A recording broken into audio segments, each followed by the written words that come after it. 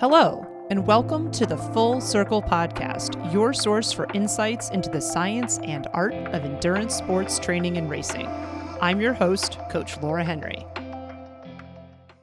Today is Coach Tip Tuesday. Walking. It is the simplest form of physical activity. It's how we move from place to place in our daily lives. In so many ways, we take the ability to walk for granted. Walking has been shown to be one of the best activities humans can do for their overall health and wellness. And perhaps surprisingly, walking has an important place in the lives of endurance athletes too. It's probably one of the more common misconceptions that endurance athletes make. They think that they don't need to consider walking or how much they are moving throughout their activities of daily living because they're completing workouts as they're training for their goals. And while workouts are very important for athletes for obvious reasons, how they move through the rest of their lives matters too. Exercise as we know it is a relatively recent phenomenon when you consider the history of our species. While there are historical records going back thousands of years that indicate that humans did train for athletic events, the ancient Greeks are one such group who did this, it really wasn't until the turn of the 20th century that athletic competitions became more widespread and culturally significant. Specifically, we can trace this back to the reintroduction of the Olympic Games, which was in 1896. As the century turned, athletics started to take on a form that we would recognize today. Sports, events, and teams shifted from being playful and recreational to becoming more organized. People trained specifically for events and competitions with performance outcomes in mind. At the same time, the Second Industrial Revolution was happening around the world, which changed a lot of things culturally. While people were still doing physical jobs, more and more people were working in factories and in cities. This represented a shift away from the more rural and agricultural lifestyle that had preceded this time period for literally thousands of years. World War I and World War II brought more changes in industrialization to the world, and more people flocked to cities to find education, jobs, and opportunities. Due to a lot of factors, including the rapid development of transportation and communications technologies, modern organizational methods for operating large businesses were developed, and that enabled larger groups of humans to work collectively for one business or employer in a way that they hadn't before. By the mid to late 20th century, so much had changed. How we worked was completely different, and it wasn't nearly as strenuous or dangerous as it had been even just 100 years earlier. How we moved around our communities was completely different. We were using machines, automobiles, cars, and mass transit to get from place to place instead of moving under our own power. Mass production of food and the rise of the supermarket meant that we didn't even really have to work for our food. We just go to a store and it's there and we buy it. For literally thousands of years, Homo sapiens had to move under their own power in their daily lives to find food, adequate shelter, and to keep themselves safe. As we developed steady food supplies, long-term shelter, and were able to keep ourselves safe from other animals, we began moving less than our ancestors in every facet of our lives. As a result of all of this, we began spending more time indoors than we ever had as a species before. As the 20th century progressed on, our need to move throughout our activities of daily living decreased, and our time indoors increased, and thus, the concept of exercise as we know it rose. Without movement as an integral part of our daily existence, we needed to find a way to move our bodies to keep them healthy, agile, and strong. Getting in movement in the form of a dedicated session daily or a few times per week became the way that we moved our bodies. And thus, exercise as we know it was born. The origins of exercise as we know it are important to acknowledge and consider because 120 years is not a sufficient amount of time to have evolved away from needing to move the way we did for thousands of years. In fact, I'd actually make the argument that we don't want to evolve away from this. We very well could end up like the humans in Disney Pixar's WALL-E who are unable to stand or move on their own. The World Health Organization estimates that insufficient physical activity is the fourth leading cause of death in the entire world. It's related to 3.2 million deaths per year worldwide. 20% of all humans are physically inactive. That's 2 billion people. And 81% of adolescents have an insufficient amount of physical activity. The decline in movement and the rise in sedentary lifestyles is literally killing us.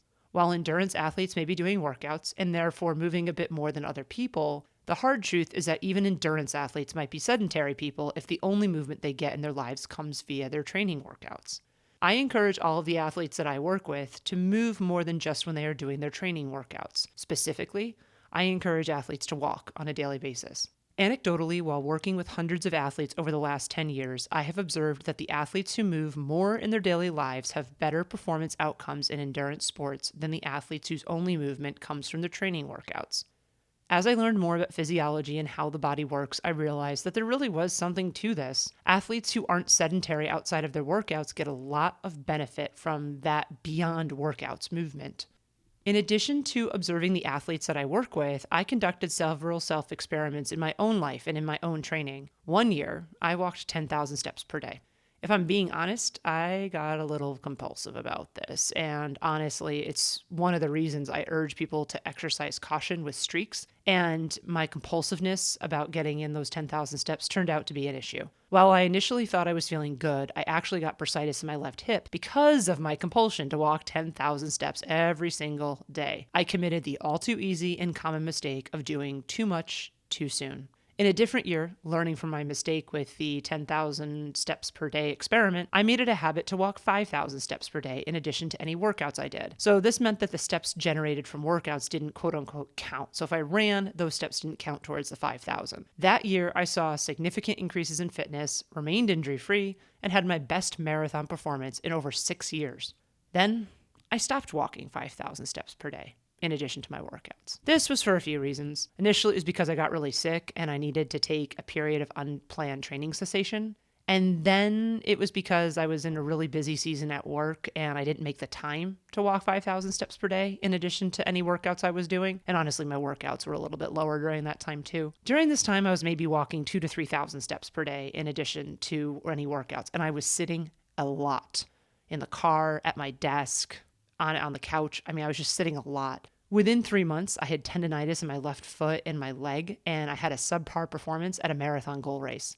After I rehabbed my tendonitis, I started building my volume and training again, and I still didn't reincorporate my 5,000 steps per day habit. I was still walking like 2,000 to 3,000 steps per day in addition to the workouts, and I was sitting a lot. I started feeling the whispers of Achilles tendonitis and plantar fasciitis in my left foot, and these are old related injuries of mine that have recurred intermittently over the last 10 or 12 years. Recognizing the common denominator in these two situations, which was my lack of daily walking, I gradually built back up to walking 5,000 steps per day in addition to the workouts I was doing. So this time I did not commit the too much too soon mistake. I started with where I was and gradually built it up. At first, if I'm being honest, I was feeling it in my legs. I could literally feel little microspasms in my legs when I'd get back from walking for just 20 to 25 minutes continuously. It may seem ridiculous, especially given that I have a long history and a fairly high level of fitness, but it's true. I also felt the fatigue in my legs, and especially when I get up in the mornings. But as I kept up the habit and as I gradually built up my walking volume, those sensations subsided. In addition, the sensations in my Achilles tendon and my plantar fascia leveled off and stabilized. They didn't go away completely right away, but they also didn't get any worse from where they had been. And there I had it. Conclusive evidence, yet again, that consistency is the key to everything. 3,000 steps per day wasn't enough. 10,000 steps per day was too much. 5,000 steps per day was my sweet spot. Over several years of self-experimentation, I learned that the times when I've ensured that I'm consistently walking 5,000 steps every day in addition to my workouts is when I felt my best and when I've performed my best. Okay. So I accumulated anecdotal evidence that walking is beneficial. So what? That's nice. What does walking actually do for us? One of the most significant and undervalued things that walking does for us is developing connective tissue strength. Connective tissues in the body, such as tendons, ligaments, and fascia, do not have direct blood sources, and they take longer than other body systems, such as the muscular system, the cardiovascular system, and the respiratory system, to adapt to stimulus that is imposed on them, such as in training. Connective tissues are incredibly important because they support and connect other tissues in the body. That's why they're named that. And adequate connective tissue strength is necessary for all other strength and adaptations to be able to occur. Connective tissue strength isn't something that self-coached athletes often know about, and even if athletes have heard of it, it's honestly something that they don't value. However, connective tissue strength is really, really important because injuries to connective tissues are honestly the most common injuries I see among endurance athletes. Just think about it. Tendonitis, plantar fasciitis, MCL, ACL tears, all of these are connective tissue injuries. My experience has been that these injuries can almost always be traced back to athletes doing too much too soon. They progress their training at a faster rate, then their connective tissues can adapt, strengthen, and develop. And when connective tissues, like any other system in the body, is overloaded, overuse injuries occur. Walking strengthens connective tissues in an honestly very lovely way. We are imposing just our body weight on them versus up to 7 times our body weight when we run, and that's what makes running more corrosive and more risky. And thus, with walking, we are gently imposing stimulus on connective tissues. In addition to this all-important connective tissue strength and development, walking also generates positive changes in the cardiovascular and the respiratory systems. It lowers blood pressure, helps stabilize and control blood sugar, and this is especially true if walking is done after a meal, and it helps develop our lung capacity. Walking also protects our joints, especially the knees and the hips, by lubricating them. If you've ever heard the phrase, motion is lotion, this is why. A lot of people have heard the walking 10,000 steps per day advice, and a lot of people widely believe that this is sound advice and that this number of steps is necessary for good health. While I like the sentiment behind it, which is to encourage people to move throughout their lives, 10,000 steps isn't actually a magical number. The specific recommendation to walk 10,000 steps per day can be traced back to 1965 when a Japanese company started marketing a pedometer called Menpo-K. Menpo-K literally translates to 10,000 steps meter. Thus, the recommendation to walk 10,000 steps per day didn't arise from scientific research or study. It was a marketing campaign designed to sell pedometers.